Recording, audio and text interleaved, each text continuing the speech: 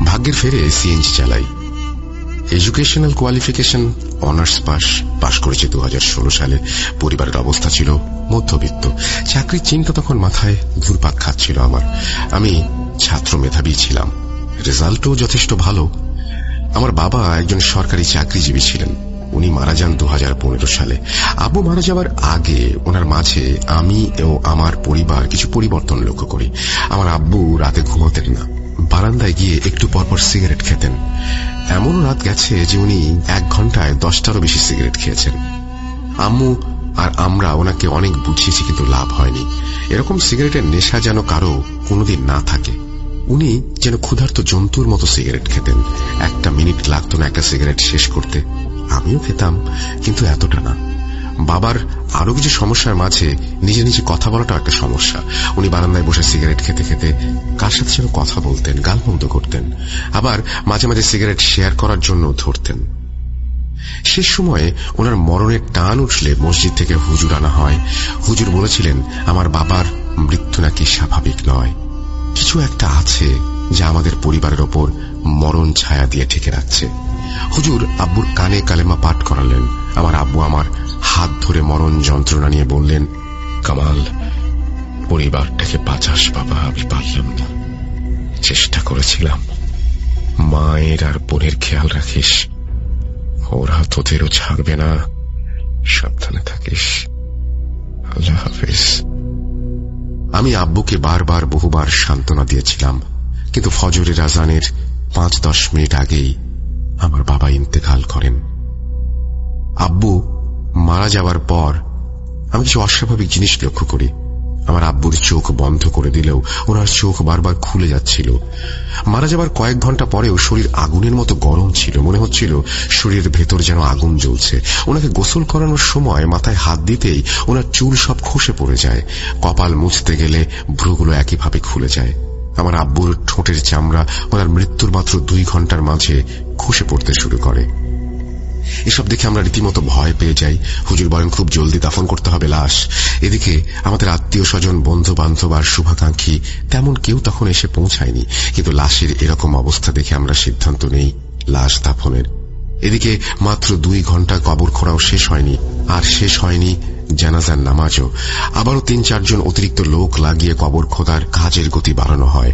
হুজুরের কথা মতো উপস্থিত ব্যক্তিবর্গদের সাথে আমরা জানাজার নামাজ আদায় করি। নামাজ শেষে আমার আব্বুর লাশ খাটিয়াতে ওঠানো হয়।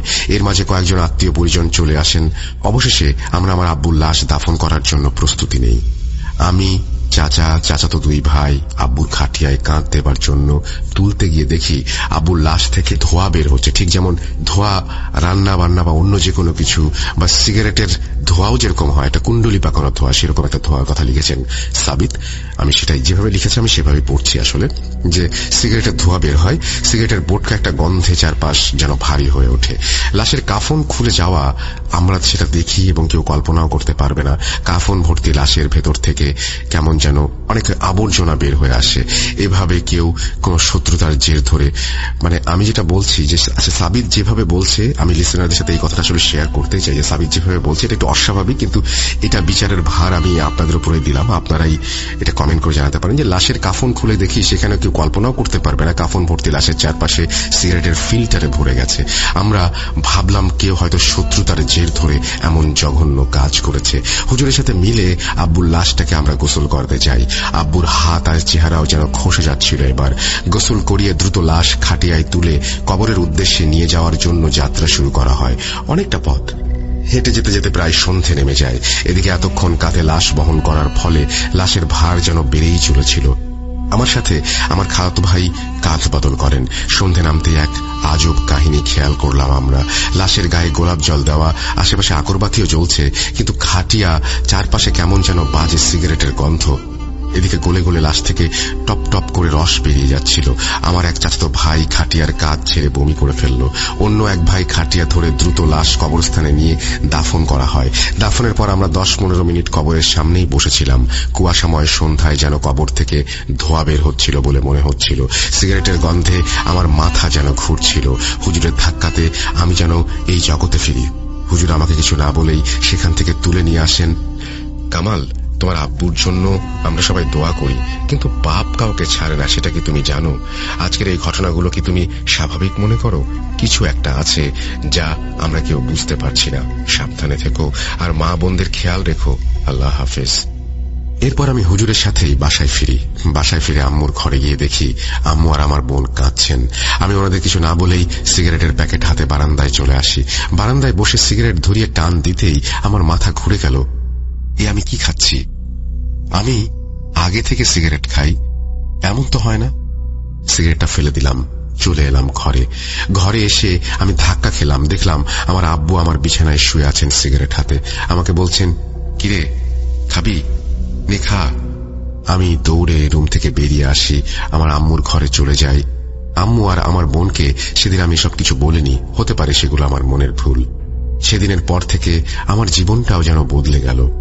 সারা রাত নিশাচরের মতো জেগে থাকি, কিন্তু কেন সেটাও জানি না। সারাদিনে মাত্র 2-3 ঘন্টা ঘুমাই, কিন্তু খুবই পাতলা ঘুম। জেগে থাকি, নিজের অজান্তে সিগারেটের প্যাকেটে হাত চলে যায়। একের পর এক সিগারেট খেতেই থাকি। হাজার হাজার আওয়াজ পাই কানে। রাতের বেলা ছায়ার পর ছায়া দেখি, ওরা মনে হয় আমাকে কিছু বলতে চায়। আর আম্মুকে আমি সব জানালে উনি আমাকে ডাক্তারের কাছে নিয়ে যান। ডাক্তার আমার সব কথা শুনে স্মোক করা থেকে দূরে থাকার জন্য রিহ্যাবে থাকার পরামর্শ দেন। যথারীতি আমি রিহ্যাবে ভর্তি হই। রিহ্যাবে ভর্তি হয়ে ভেবেছিলাম এখান থেকে সুন্দর ও স্বাভাবিক জীবনে ফিরব, কিন্তু কে জানতো আমার জায়গা রিহ্যাবেও হবে না। রিহ্যাবে আমি ছিলাম মাত্র 3 রাত। কেন রিহ্যাব থেকে আমাকে বের করে দেয়া হয়েছে জানেন? বলছি। রিহ্যাবের প্রথম রাত, রাতে খাবারের পর ওনারা আমাকে মেডিসিন খেতে দিয়েছিলেন। মেডিসিন খেয়ে ঘুমানোর জন্য আমি প্রস্তুতি নিচ্ছিলাম। এমন সময় আমার নাকে প্রচন্ড পরিমাণ সিগারেটের গন্ধ ভেসে আসলো। আমি দরজা দিয়ে বের হয়ে দেখি নিচতলার গার্ড সিগারেট খাচ্ছেন। আমি দৌড়ে গিয়ে সিগারেট কেড়ে নিতে যাই। এদিকে আমার দৌড়ানোর শব্দ শুনে কর্তৃপক্ষ আমাকে ধরতে এগিয়ে আসে। আমি গার্ডের হাতে কামড় বসিয়ে দেই সিগারেট নেবার জন্য। এরপর আমার মুখ থেকে গার্ডের হাত ছাড়িয়ে ওনারা আমাকে আমার ঘরে এনে বেঁধে ফেলেন। ওনাদের ডাক্তার এসে আমাকে পরীক্ষা করেন। উনি আমাদের কিছু একটা ইনজেকশন দিয়ে স্ট্যাবল করেন আর কর্তৃপক্ষকে বলেন, সিগারেট স্মোকার তো এতটা ভায়োলেন্ট হয় না, এর কি সমস্যা বুঝতে পারছি না, ওকে মানসিক রোগী বলেও মনে হচ্ছে। ডাক্তারের সব কথা শুনে আমার প্রচন্ড রাগ হচ্ছিল। পরের দিন সকালে আমার আম্মু আর আমার বোনকে খবর দেয়া হয় আমার অবস্থা বর্ণনা করার জন্য। আমার আম্মুর কান্না আমি সেদিন সহ্যই করতে পারছিলাম না। রিহ্যাবের দ্বিতীয় রাত, খাওয়া দাওয়া শেষ করে মেডিসিন নিয়ে ঘুমিয়েছিলাম আমি। মধ্যরাতে ঘুম ভাঙলো কাশির জন্য। উঠে দেখি রুমে সিগারেটের ধোঁয়ার কুয়াশায় ভরে গেছে। আমার রুমের মেঝেতে অসংখ্য ইঁদুর আর টিকটিকি মরে পড়ে আছে। ধোঁয়ার ধূম্র জালে যেন আমি দম নিতে পারছিলাম না। কখন জ্ঞান হারাই জানি না। জ্ঞান ফিরতে আমি রিহ্যাবের কাছে থাকা হাসপাতালের বেডে নিজেকে আবিষ্কার করি। আমার মা ও বোন আমার পাশে বসেছিলেন। কি হয়েছে জিজ্ঞেস করতে ওনারা আমাকে বললেন, গতকাল রাতে আমার রুম থেকে রিহ্যাবের সিকিউরিটি গার্ড কেমন যেন কুঁই কুঁই আওয়াজ শুনতে পায়। মনে হচ্ছিল কেউ যেন তার জীবনের শেষ প্রহর গুনছে। দম নেয়ার কষ্ট থেকে কুঁই কুঁই শব্দ হচ্ছিল। গার্ড আমার রুমে ঢুকে দেখে আমি রুমের বিছানায় বসে সিগারেট খাচ্ছি আর আমার মুখের চামড়া খসে খসে নাকি পড়ছে।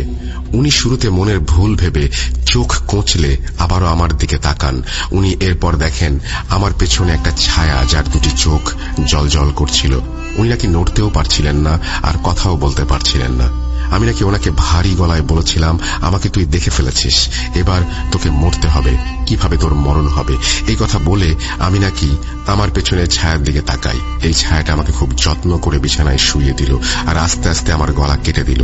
এহেন দৃশ্য দেখে গার্ড চিৎকার দিয়ে অজ্ঞান হয়ে রিহ্যাবের কর্তৃপক্ষকে নিয়ে আসেন এবং গার্ডের অজ্ঞান দেহের সামনে বসে কি যেন বলছিলাম। ওনাদের ধারণা কালো জাদু করার মতো অঙ্গভঙ্গি ছিল আমার। আমাকে দেখে আমাকে ডাক দিতেই নাকি রুম থেকে বের হয়ে দোতলার বারান্দার নিচে গিয়ে লাফ দেই। এরপর আমি অজ্ঞান হয়ে যাই। আমার আম্মুকে রিহ্যাবের লোকেরা নাকি বলেছিল যে আমাকে তারা আর রাখতে চাচ্ছে না। এমন আচরণ নাকি ওনারা আগে কখনো দেখেনি। গার্ড নাকি জ্ঞান ফিরতে নিজের বাড়িতে চলে গেছে এক কাপড়ে। যাবার আগে বলেছিল, শয়তান, এই ছেলের ভেতরে শয়তানের বাস, বাঁচবে না, কেউ বাঁচবে না। আমাকে রিহ্যাব থেকে বের করে দিতে চাইলে আমার আম্মু কাকুতি মিনতি করার জন্য আমাকে সর্বশেষ একটা সুযোগ দেন। রিহ্যাবের তৃতীয় রাত। তৃতীয় রাতের কথা আমার তেমন কিছু মনে নেই। কর্তব্যরত অফিসারের ভাষায় সেদিন সন্ধ্যেবেলা থেকে রিহ্যাবের আবহাওয়া কেমন যেন ঠান্ডা আর গোমট হয়েছিল। রাত বাড়ার সাথে সাথে যেন আবহাওয়া আরো থমকে যাচ্ছিল। উনি ওনার ডিউটি শেষ করে সবার রুমগুলো চেক করছিলেন। আমার রুমের সামনে আসতেই উনি বিদঘুটে বাজে রকমের ফিক ফিক হাসির শব্দ শুনতে পান।